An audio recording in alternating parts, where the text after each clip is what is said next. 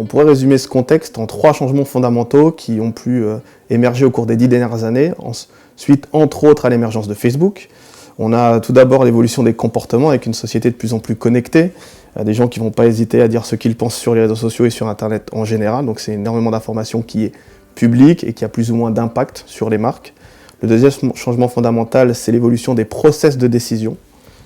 Donc on va dire qu'au cours des 10 dernières années, on a vu une évolution sur une complexité de plus en plus accrue et des différentes étapes de ce processus de décision. Il est de plus en plus difficile pour les marques d'identifier ces différentes étapes.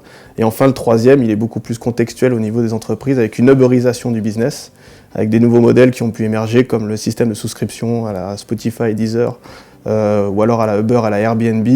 On voit bien que l'expérience client va être au cœur du processus de décision. Et cette évolution, elle se traduit dans les chiffres également. Parce qu'aujourd'hui, quand on interroge les CEO du S&P 500, donc les 5 plus grandes entreprises aux États-Unis, on voit que 90% estiment que l'expérience client sera le premier différenciant de leur business sur les 5 prochaines années.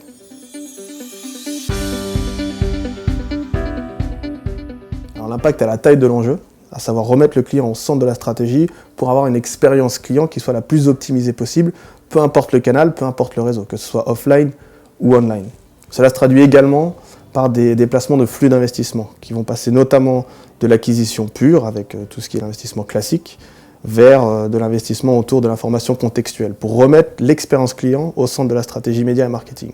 Mais il ne faut pas oublier non plus que devenir customer-centric, donc remettre le client au centre de sa stratégie, c'est avoir tous ces départements qui soient alignés pour recevoir le client de la meilleure façon possible, pour optimiser encore une fois son expérience. Cela veut dire qu'en tant que client, j'estime qu'une marque doit savoir qui je suis, avoir mon historique, où est-ce que j'en suis dans mon process de décision, si je suis client, pas client.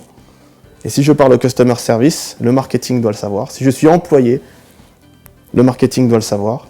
Et si je viens d'acheter un produit et que je ne suis pas content ou alors j'ai une super expérience, cela doit être également pris en compte dans l'entreprise. Cela implique que l'information puisse transiter de façon libre et objective entre les différents départements.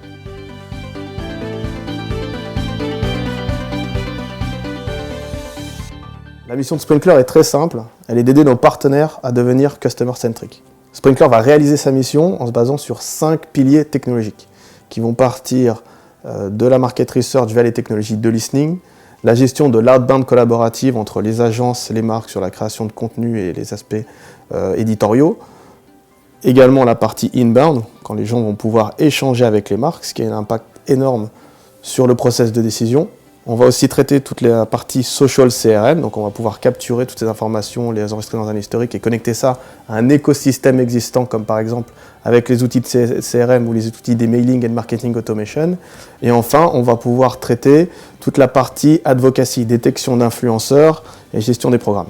Cela se traduit concrètement par une gestion paid, on, earn, transverse aux différents départements. Nous serons justement au Update Future of Social Media avec Jérémy Moritz de Pernod Ricard pour évoquer ces sujets.